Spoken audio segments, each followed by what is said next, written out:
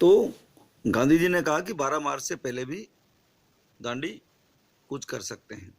आश्रम में एक एक आदमी यह हिसाब लगा रहा था कि मोटर कार से बोरसद से साबरमती जेल पहुंचने में कितना समय लगेगा। बोरसद की अदालत में वो फैसला हुआ था, साबरमती ले जाना था उनको, पटेल को। तो वहां लोग ये हिसाब लगा रहे थे कि साबरमती जेल जब जाएंगे तो उसमें कितना समय लगेगा। जेल का रास्ता आश्रम के सामने से होकर जाता था, और वो जेल का जो रास्ता था वो आश्रम जो था गांधी जी का, वहां से होकर के जाता था साबरमती आश्रम। तो आश्रमवासी पटेल की एक झलक पाना चाहते थे। जितने आश्रम में जितने लोग थे वहां मौजूद, वो सब गांधी जी को देखना चाहते थे, एक झलक। समय का अनुमान लगाकर गांधी स्वयं आश्रम से बाहर निकल आए। गांधी जी को समय का अनुमान था कि अब पहुंचने वाले होंगे, तो वो आश्रम से बाहर आ गए। वो भी एक बार पटेल से मिलना चाहते थे। पीछे पीछे सब आश्रमवासी आकर सड़क के किनारे खड़े हो गए, और आश्रम के लोग गांधी जी के पीछे सब खड़े हो गए। लोगों का ख्याल था कि पटेल को गिरफ्तार करके ले जाने वाली मोटर वहां किसी हालत में नहीं रुकेगी। लोगों को ऐसा लग रहा था कि वो निकलेंगे तो सही, लेकिन मोटर वहां पर जिस कार से या गाड़ी से ले जाएंगे वो वहां नहीं रुकेगी। ठीक है, लेकिन मोटर रुकी वहां पर, वो जिसमें वो थे वो वहां पर रुकी। लगता है पटेल का ही का रोब ही था कि पुलिस वालों को मोटर रोकनी पड़ी। पटेल जो थे एक रोबदार इंसान व्यक्ति थे, व्यक्तित्व उनका ऐसा था, हाँ, इसलिए उनको रोकनी पड़ी। चाहे उनको वो कलेक्टर ने चाहे गिरफ्तार करा दिया, चाहे अदालत ने उनको सजा दे दी, लेकिन जो उनको ले जाने वाले थे वो उनके रोब से प्रभावित थे, इसलिए उन्होंने रोकी और गांधी और पटेल सड़क पर ही मिले। दोनों का मिलान हुआ यहाँ पर, दोनों महापुरुषों का, गांधी जी का और पटेल का, दोनों सत्याग्रहियों का। एक संक्षिप्त मुलाकात, एक छोटी सी मुलाकात थी उनकी। संक्षिप्त का मतलब छोटा, ठीक है ना, और संक्षिप्त का अपोजिट विस्तृत होता है, ठीक है ना।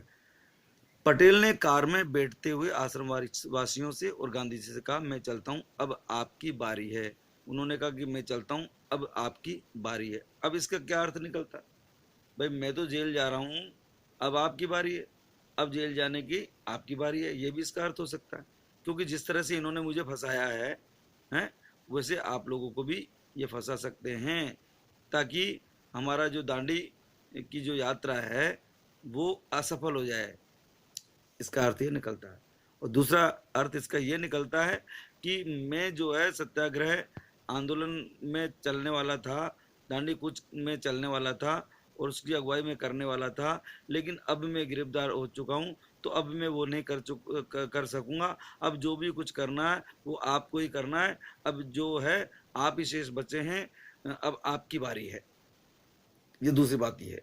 तो पटेल की गिरफ्तारी पर देश भर में प्रतिक्रिया हुई। पटेल को जो गिरफ्तार किया, इसके बारे में जो क्रियाएं प्रतिक्रियाएं हुई, उसके खिलाफ, उसके पक्ष में, उसके विपक्ष में जो लोगों ने अपने विचार रखे, ठीक है ना,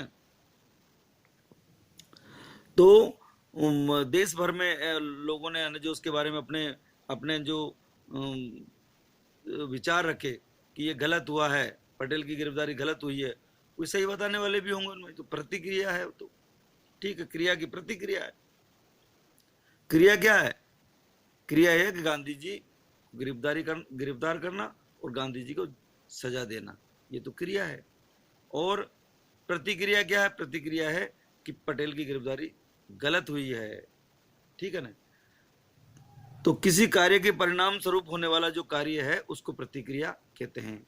दिल्ली में मदन मोहन मालवीय ने केंद्रीय असेंबली में एक प्रस्ताव पेश किया जिसमें बिना मुकदमा चलाए पटेल को जेल भेजने के सरकारी कदम की भर्त्सना की गई।